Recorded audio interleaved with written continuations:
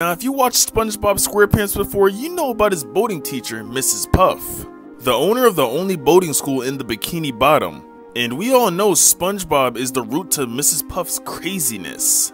Or is he? What if I told you I know what happened to Mr. Puff and it's right in front of your eyes? What if I told you I know the ugly truth about Mrs. Puff? Because it's not until this season 2 episode named Krusty Love, someone asks what happened to Mr. Puff. SpongeBob would tell Mr. Krabs that Mrs. Puff is single, and Mr. Krabs would ask, what happened to Mr. Puff?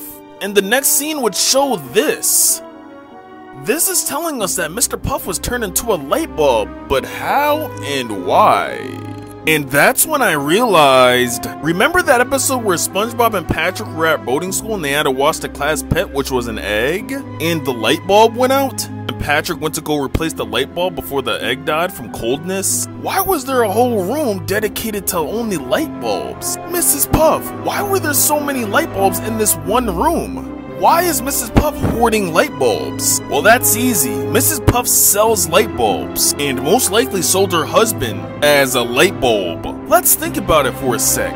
Why else does Mrs. Puff have a history of being in jail? Why else does Mrs. Puff have dark, questionable moments in the show?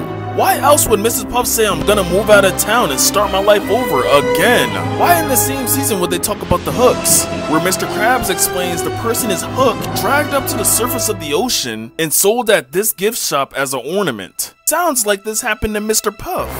Mrs. Puff, you sick fuck.